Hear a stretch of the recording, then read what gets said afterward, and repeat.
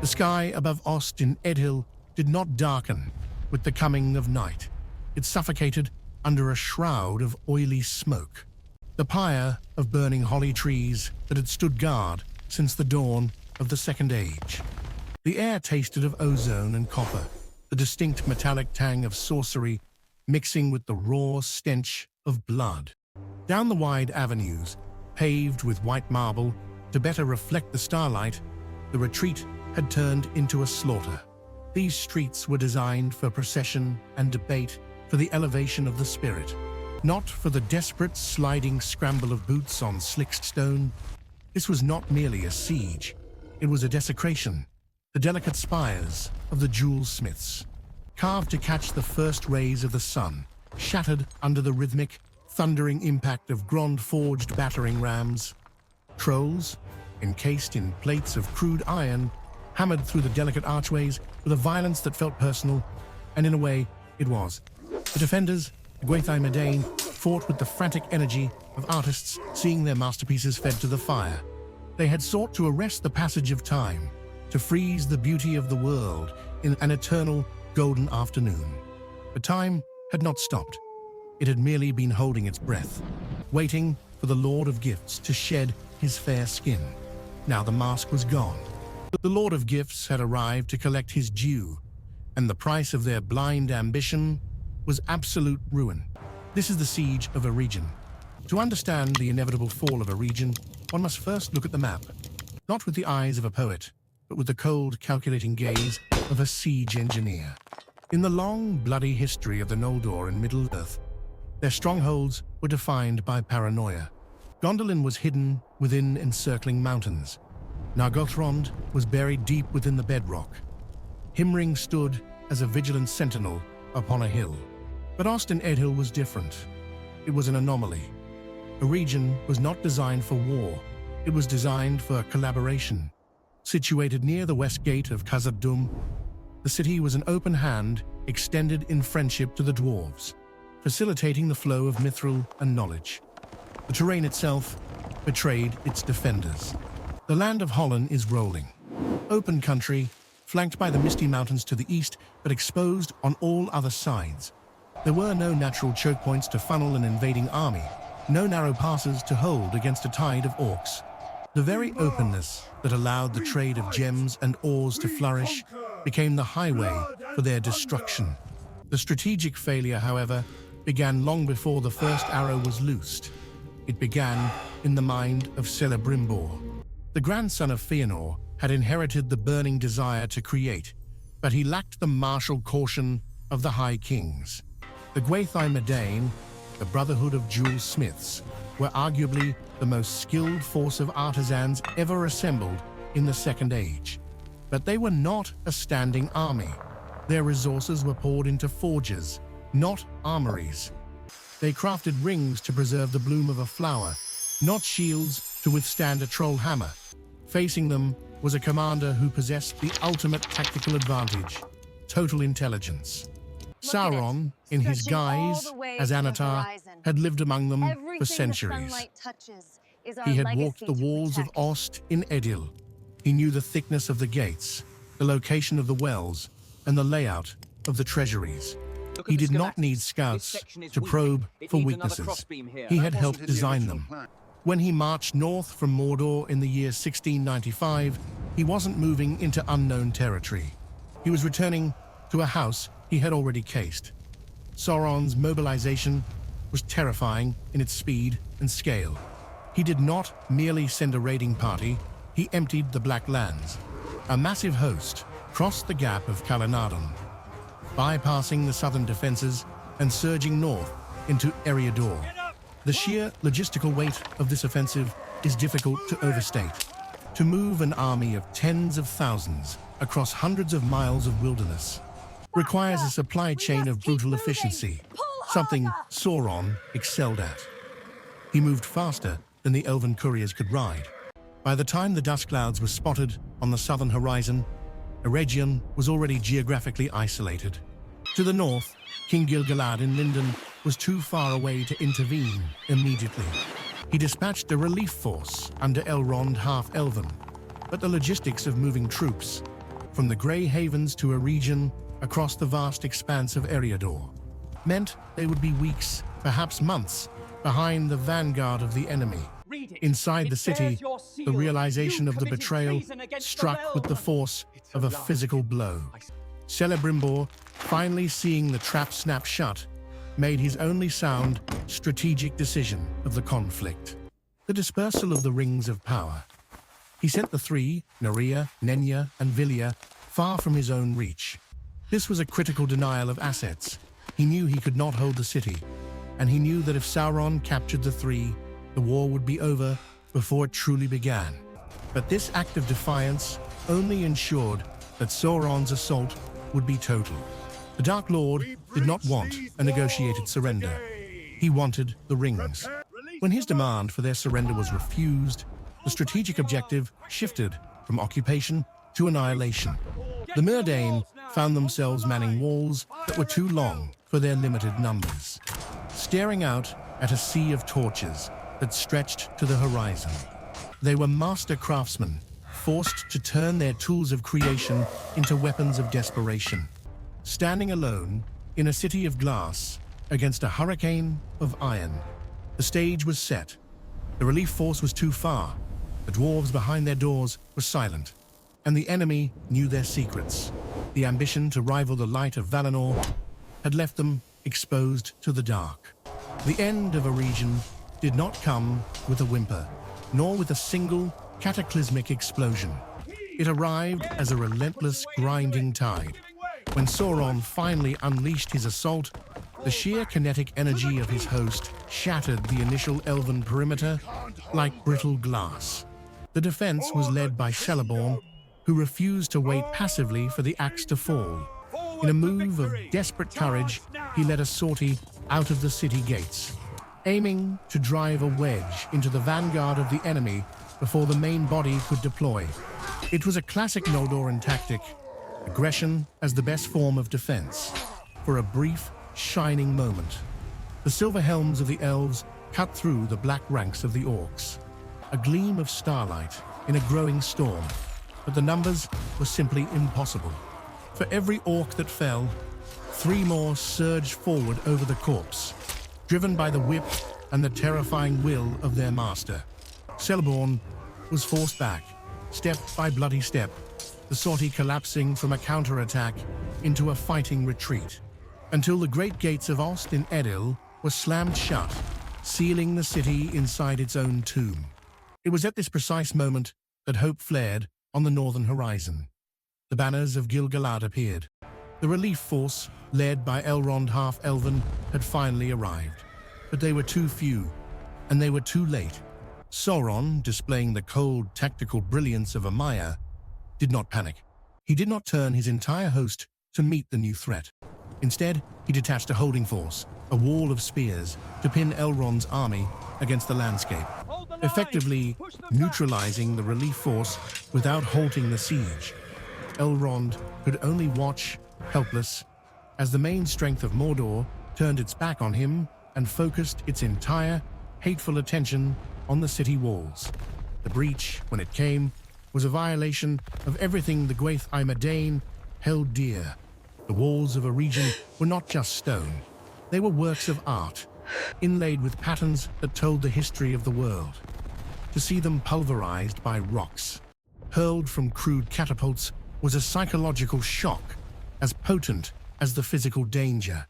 When the masonry gave way, the roar of the enemy drowned out the screams of the dying. The orcs poured into the wide, tree-lined boulevards, and the sack of Eregion began. Street by street, the defense disintegrated.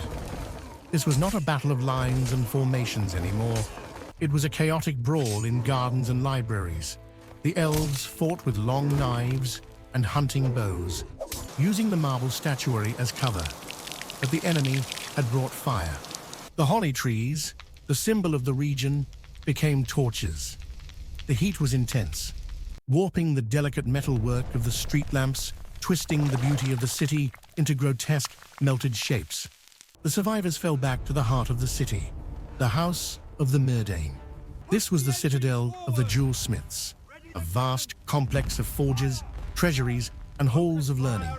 It was here, on the wide steps leading up to the great doors, that the Brotherhood made their final stand. These were not warriors by trade. They were smiths, jewelers, and lawmasters. But they were of the Noldor, and the fire of Fëanor still burned in their blood. They wielded hammers meant for shaping mithril as weapons of war. They fought with a grim, silent fury, defending the threshold of their creation against the encroachment of unmaking. Then the tide parted. The orcs fell back, gibbering in a mix of fear and reverence, leaving a wide path up the center of the carnage. Sauron ascended the steps. He did not come as a shadow or a monster, not yet. He walked in his armor of black and gold, terrible but majestic, the image of a fallen king. This was the Lord of Gifts, the teacher who had guided their hands, now come to break them. Celebrimbor stood alone before the doors of the treasury, the last of the House of Fëanor to rule in Middle-earth. He faced the being he had once called a friend. The duel that followed was not merely a clash of steel. It was a contest of wills. Celebrimbor fought with the desperation of a man who realizes, too late, that his entire life's ambition was a lie woven by the enemy standing before him. But against a Maya, in the fullness of his power, a craftsman, even the greatest craftsman of the age, could not stand. Sauron defeated him not by killing him, but by breaking him. He seized the Elf Lord, lifting him from the blood-slicked stones of the citadel. The doors to the treasury were blasted open, and the Dark Lord strode inside, dragging his captive with him. Inside the vault, the air was cool and still, a jarring contrast to the inferno raging outside. Sauron tore through the strongboxes and chests. He found them, the 9 and then the 7. 16 rings of power, gleaming in the darkness, the culmination of centuries of labor, now gathered in the hand of the one being who should never have touched them. But he counted only 16. The 3, the greatest, the fairest, the ones untouched by his direct hand, were missing. The interrogation of Celebrimbor was swift and brutal. It did not happen in a dungeon, but there, amidst the ruin of his own workshop. Sauron turned his sorcery upon the smith. He did not need complex instruments of torture. He used the very connection they had shared, the bond of student and teacher, to flay the mind of the elf. He demanded to know where the 3 were hidden. Celebrimbor, broken in body and spirit, looked up at the destroyer of his people. In this final moment of agony, he found a reserve of strength that defied his heritage, the grandson of Fëanor, whose family was infamous for their possessiveness and pride, refused to speak. He would not give up the locations of Narya, Nenya, and Vilya. He had been naive, yes. He had been ambitious, but he would not be a traitor to the last hope of the elves. Enraged by this defiance, and realizing the 3 were beyond his immediate grasp, Sauron turned his wrath back to the tactical reality. He ordered the execution of the remaining prisoners. The House of the Mírdain was put to the torch. The flames that consumed the building burned with a strange, multicolored light, fueled by the alchemical substances and rare ores stored within. The accumulated knowledge of the Second Age, secrets of alloy and gemcraft that would never be rediscovered, turned to ash and drifted into the night sky. Outside the city, Elrond saw the great multicolored plume of fire rising from the citadel and knew that Eregion was lost. His own army was battered, outnumbered, and in danger of being encircled. A lesser commander might have thrown his forces into a suicide charge to avenge the fallen. But Elrond possessed the foresight that Celebrimbor lacked. He sounded the retreat. He did not retreat west to the sea, as the enemy expected. He turned north. It was a grueling, dangerous march into the wild highlands, away from safety, drawing the pursuit away from the Grey Havens. This decision, made in the shadow of defeat, would plant the seed for the future sanctuary of Imladris. But that was a hope for another day. For now, the night belonged to Sauron. The city of the jewel smiths was a hollowed-out skull, and the Lord of the Rings stood amidst the wreckage, 12 rings upon his fingers, 4 in his grasp, and a hunger that was far from sated. The dawn that broke over Eregion revealed a landscape transformed. Where once stood a city of light and learning, there was now only a smoking crater of silence. The birds did not sing in Hollin that morning. The air was too thick with the residue of dark magic. But the true horror of the aftermath was not in the ruins, but in the message Sauron sent to the world. As his army marched north to hunt down the remnants of Elrond's forces, they carried a banner that chilled the blood of every elf who saw it. It was not a flag of cloth or silk. It was a body. Celebrimbor, the grandson of Fëanor, the greatest smith of his age, had been shot through with orc arrows and impaled upon a pole. He was born at the vanguard of the Horde, a grotesque trophy and a terrifying symbol. The era of the Noldor's dominion in Middle-earth was over. The hands that had crafted the rings of power now hung limp and lifeless, a grim testament to the folly of believing one could master the shadow without being consumed by it. The strategic map of Middle-earth was rewritten overnight. A region was erased, effectively severing the connection between the elves of the west and the dwarves of Khazad-dûm. The doors of Durin slammed shut, and the dwarves retreated into the dark, beginning a long isolation that would breed suspicion and estrangement for thousands of years. The grand alliance of cultures that Eregion represented, the free exchange of ore and craft, was dead. Elrond, retreating into the hidden valley of Imladris, established a refuge, not a kingdom. This marked a profound philosophical shift. The elves stopped trying to build new Gondolins or new Eregions, cities that challenged the sky with their glory. Instead, they built sanctuaries. They accepted that their time was fading.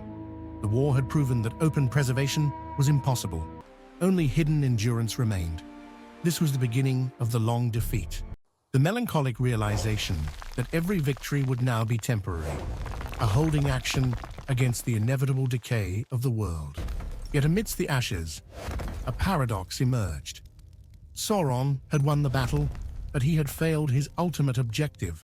He held the Seven and the Nine, rings that would enslave dwarves and men, seeding the doom of future ages. But the three, Narya, Nenya, and Vilya, remained free. Celebrimbor's final silence had saved them. These rings would become the hidden engines of resistance, preserving the sanctuaries of Rivendell and Lothlorien, creating pockets of timelessness where memory could survive. The Siege of Eregion stands as a brutal lesson in the history of Arda.